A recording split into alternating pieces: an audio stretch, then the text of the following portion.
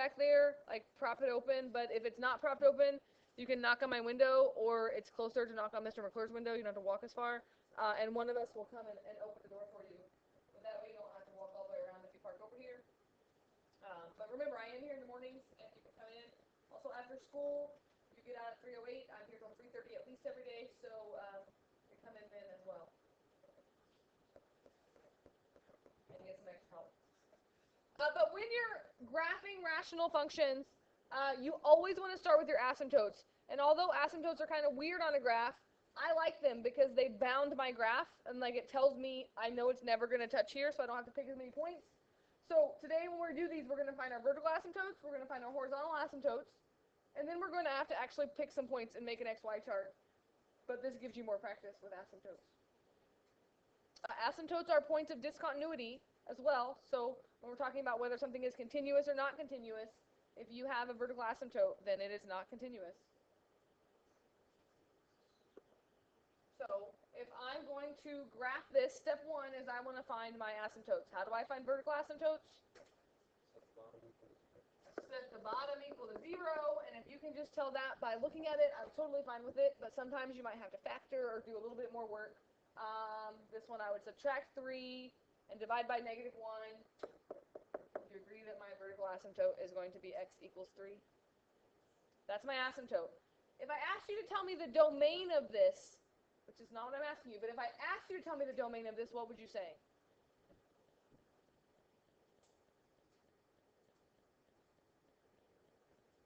Negative infinity? All numbers except for 3? That's another way to write it, right? There's 2 ways to write it. You can say like this. X such that x cannot equal 3. Right?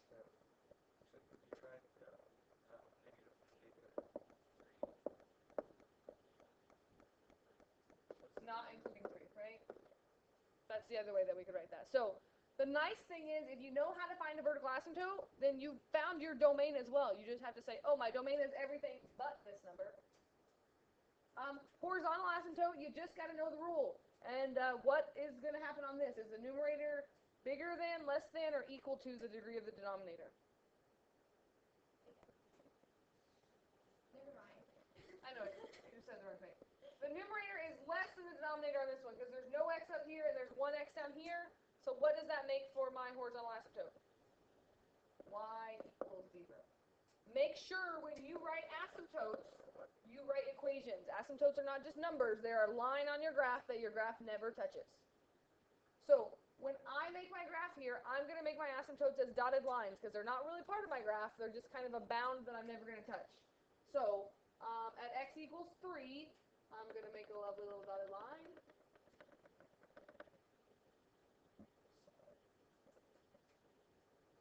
And at y equals 0, that's just the x-axis, but I'm going to go ahead and make a dotted line as well. And remember that these graphs kind of follow those asymptotes. So if you can just find a few points, then you know where to go because it's going to follow the asymptote. So that's the nice thing about these. So we're going to have a part of our graph somewhere. I say plot points in each interval. If you have a vertical asymptote, pick some points on each side of your vertical asymptote to see what's happening.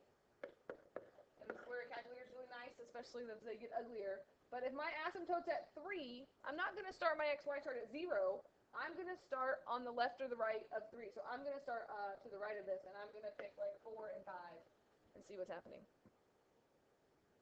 And you're going to get fractions a lot, so don't be scared of fractions. Or if you do decimals with the calculator, I'm okay with that too. Just make sure you graph them correctly.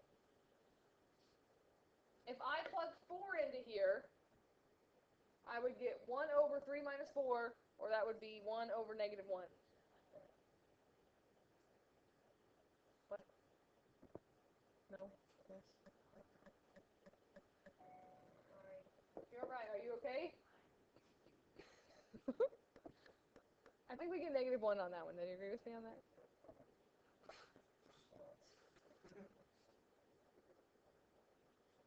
What if I plug 5 in there? Yeah, I get 1 over 3 minus 5 is -2, which is -1/2. We really only need a couple points. So at 4, I'm at -1. At 5, I'm at -1/2. And this is where knowing this shape is helpful and the asymptotes are helpful. I know as I keep picking bigger numbers, this fraction is just going to keep getting closer and closer to 0 but never touching it because the asymptote tells me that. I also know it's never going to touch this line, and it's just going to kind of curve down and make that lovely little shape. So I'm not going to pick any more points. I'm just going to make my graph. So although these are weird graphs, you don't have to pick a lot of points. Like, remember the polynomial graph that we graphed yesterday, like 34 or whatever that was? You had to pick a lot of points to see what was happening.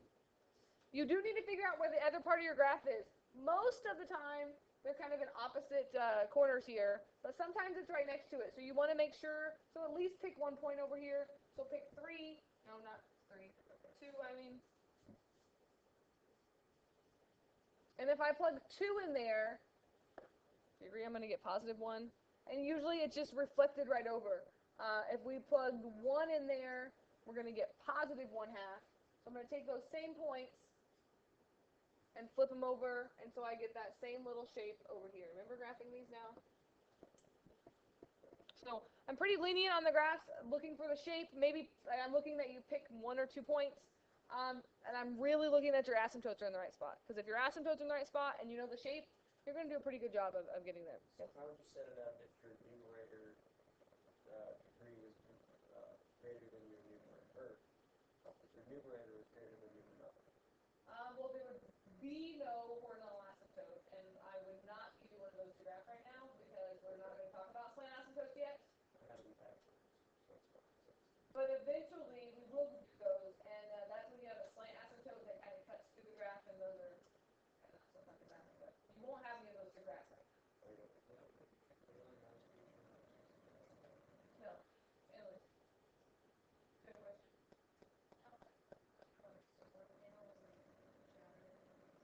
It still works.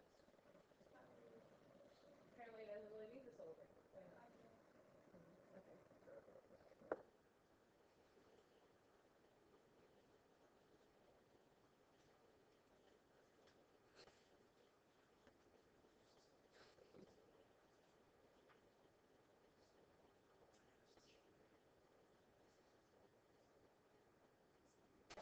I want to do one more of these because sometimes you have more than one vertical asymptote. You will never have more than one horizontal asymptote. And so even if it's moved around, the horizontal asymptote is always going to be one spot.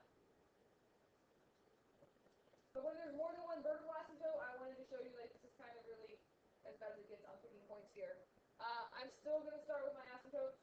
So my vertical asymptotes, I'm going to set that equal to 0. And if you wanted to, you could factor that. But I'm just going to add 4 over and take the square root. And I think that our asymptote should be at ±2. Here's that. What's my horizontal asymptote? Yeah, it's still y equals 0. And a lot of times it's going to be y equals 0. Maybe I should have done one where it wasn't, but that's okay. So let's make our little graph. Good sheet here I can use. Get big fancy dotted lines here.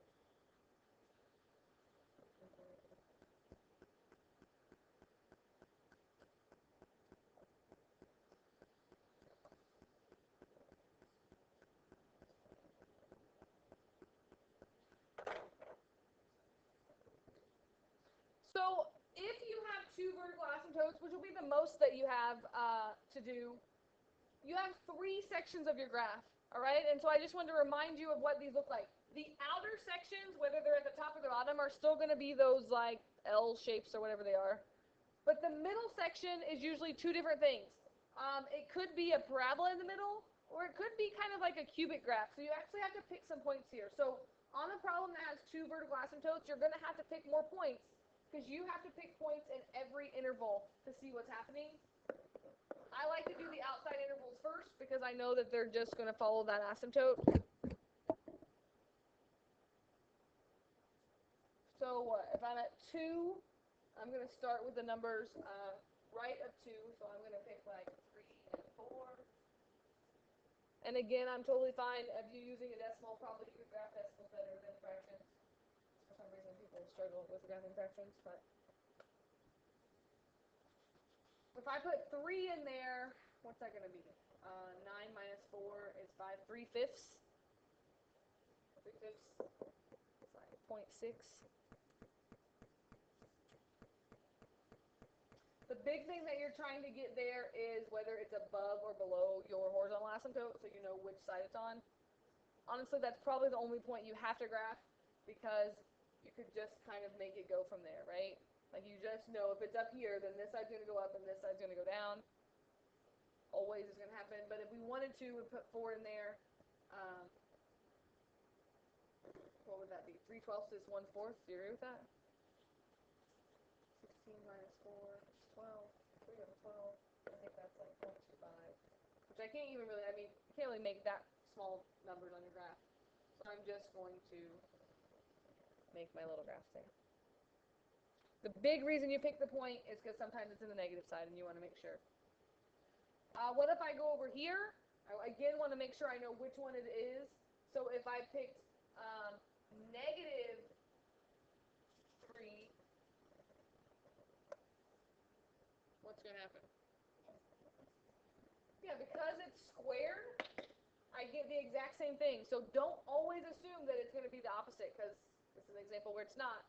But it's going to be the exact same thing over here. This one's going to be like 0.25 again, and I can just sketch that. Doesn't really come back up the way I drew it, but you with me on that? Now the other part is we have to see what's happening in here, and sometimes you have to pick a few points to see what's happening. Something else I want to say is sometimes people struggle because what's in the middle here might actually cross the horizontal asymptote. And people struggle with that because it's not supposed to ever cross the horizontal asymptote. Vertical asymptote, it can never be because x is undefined there. But a horizontal asymptote is really what happens as x gets bigger or smaller. So that's why as x gets bigger or smaller, it follows the horizontal asymptote. What happens in the middle doesn't have to follow the horizontal asymptote. And that has to do with limits, which is what we do in calculus. And I kind of try to avoid the talk of limits in pre-calculus as much as possible. Ask some calculus people about it. They'll just probably shake their head and say you don't want to know. But that's why it can break the rules here. But I'm going to pick a few points. I'm going to pick -1, 0, and 1 to see if I can figure out what's happening. And if I plug -1 in there, am I going to get -1? Right? No? Because I'm going to get 1 minus 4 on the bottom, which is -3. So I'm going to get -1.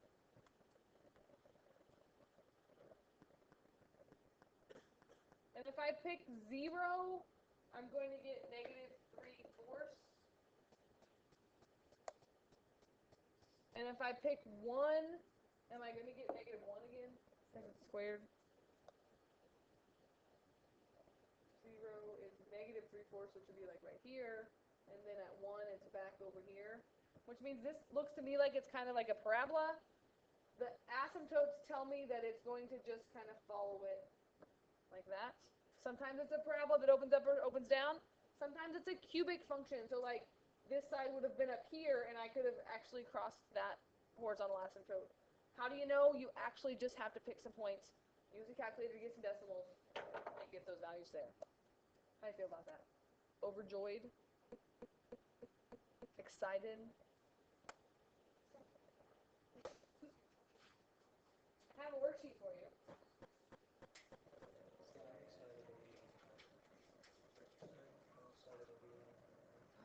Maybe I have a worksheet for you.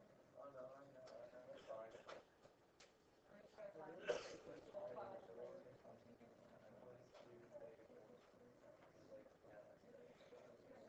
don't even know if I make copies of this. Oh, that would be wonderful. I have some from last year, so I might have to make more copies for that.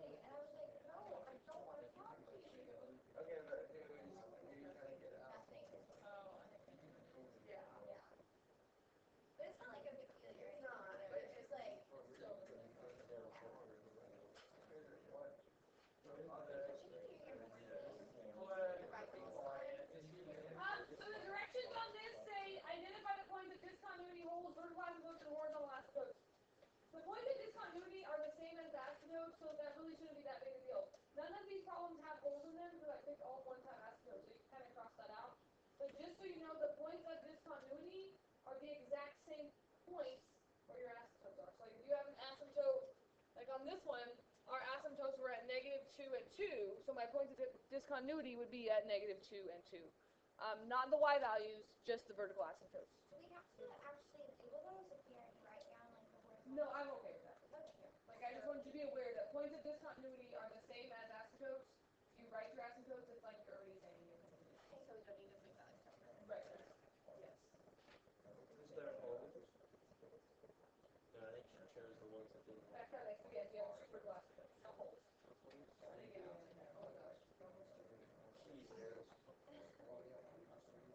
Yeah, you can put that negative up there with that forward. Yes, or X. Well, I think you gotta factor something on the bottom. It's some good old graphing fun.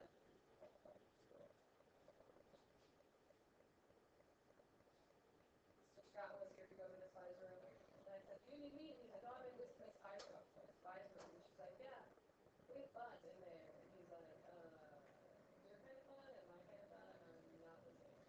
She's like, "Really? You should be proud of me today. It's so much fun." And that's it. Get excited about that.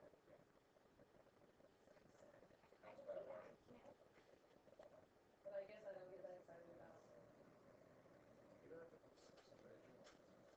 You should just these would be factored whole, like factor, right? You should just factor like right? Yeah.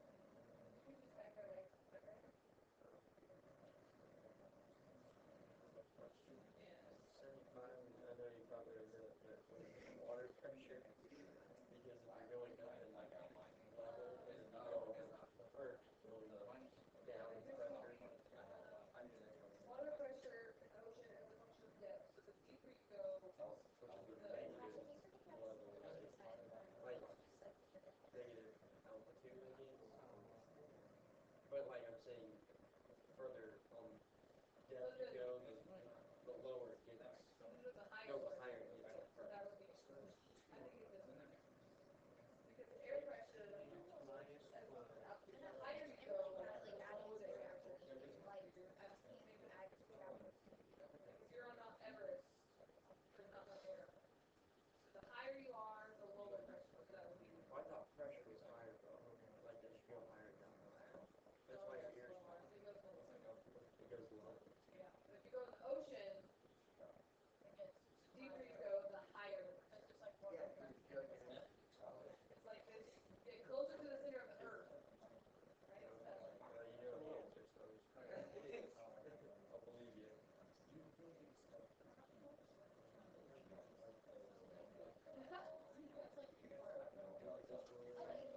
can just type in your calculator. That's what I do. I don't actually work it out. You just get decimals. And really, you just need to do like work. The one you really figure out, this one, you guys need to really figure out is it above or below 5 or something. So you really need to figure that out. You're right. That is the worst part. You know, I have notes on Harmony and YouTube from yesterday. If you don't think of which one else, okay, the notes are on Harmony or YouTube. If you subscribe to Harmony, then you'll be the videos. I'm fine with that. But I'm just saying that way it's fine. You can find it.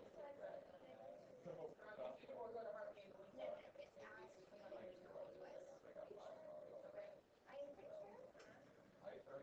Oh my gosh, I'm still recording this whole time, kids.